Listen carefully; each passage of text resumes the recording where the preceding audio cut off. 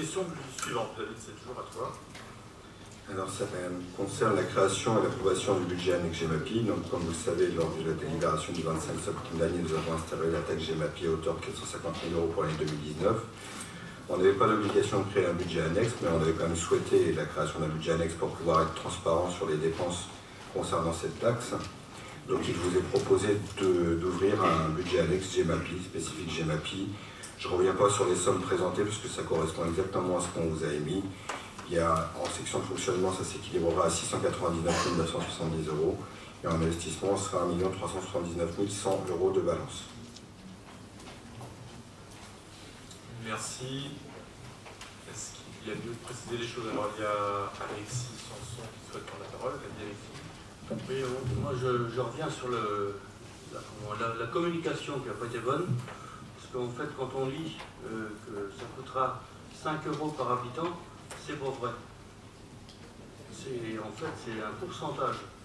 Moi, je communique déjà sur mon territoire parce que, en fait, les gens déjà ayant eu la mauvaise surprise déjà avec la taxe bordure ménagère, ça va recommencer pour ça aussi. Alors, je voudrais quand même rectifier. Alors, on va laisser Vincent, on a dit déjà deux mots au début de séance, et tu veux repréciser les choses, mais brièvement, Vincent. Parce que Daniel est toujours là. Mais... Juste, on va essayer de faire très très court. Hein. Donc c'est vrai que 5 € par habitant, bah, c'est la moyenne en fait. Hein, puisqu'on a un besoin de financement de 450 000 € par 90 000 €. Pas 90 000 habitants, pardon, ça fait 450 000 €. Et on prend ce ratio tout simplement parce que l'État impose de ne pas dépasser les 40 € par habitant.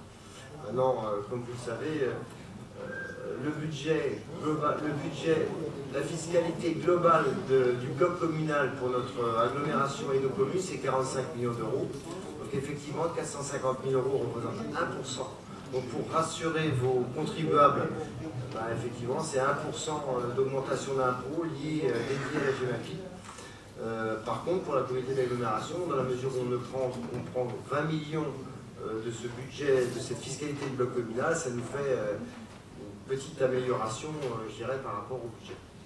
Je rappelle aussi quand même qu'on avait quand même 250 000 € qui sont réattribués au budget général, puisqu'en fait ils sont demain financés par la GEMAPI et qu'antérieurement ils étaient financés par le budget général. Est-ce qu'il y a alors Daniel Furcy, lève la main. Alors ça c'est pris sur le foncier bâti. Non, c'est pris sur les 4 taxes.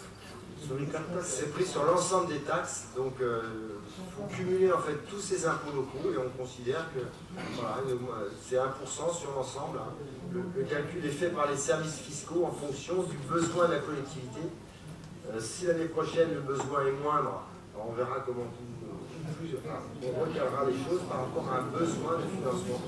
Et on peut imaginer que ça sera relativement linéaire, tout simplement, pour la bonne et simple raison que la partie investissement de la prévention des inondations devra être financée par l'emprunt, comme on l'a précisé dans le...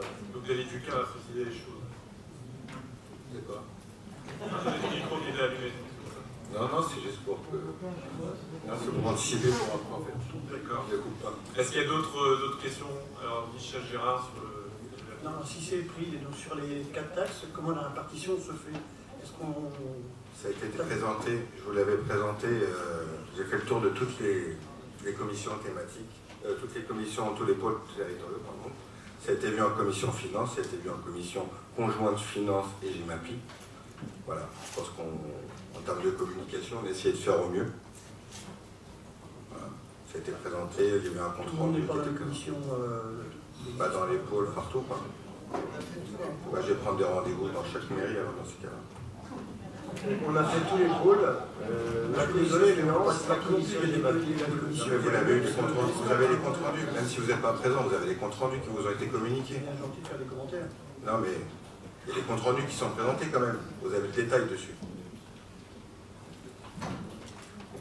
Bien, bon, vous avez compris grosso modo le fonctionnement de ce prélèvement nouveau. Moi je vais juste redire le choix que nous avions fait et qui avait été validé aussi dans différentes commissions, différentes instances.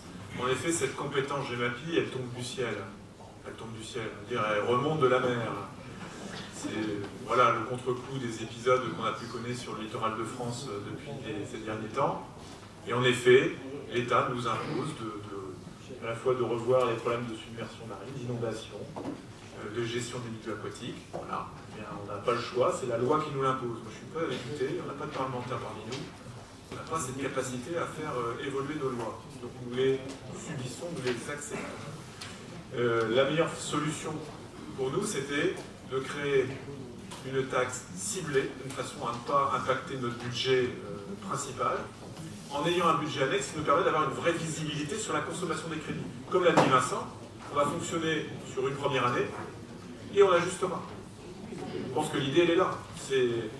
Voyons comment 2019 se comporte, enfin comment nous nous comportons face à cette prise de compétences en 2019, et on ajustera, on se reverra, même en cours d'année, je pense qu'on aura déjà des indicateurs précis.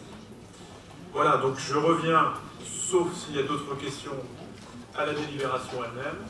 Donc il s'agit d'approuver cette création d'un budget annexe GEMAPI, en cohérence avec le vote qui précédé, qui validait la création de la taxe.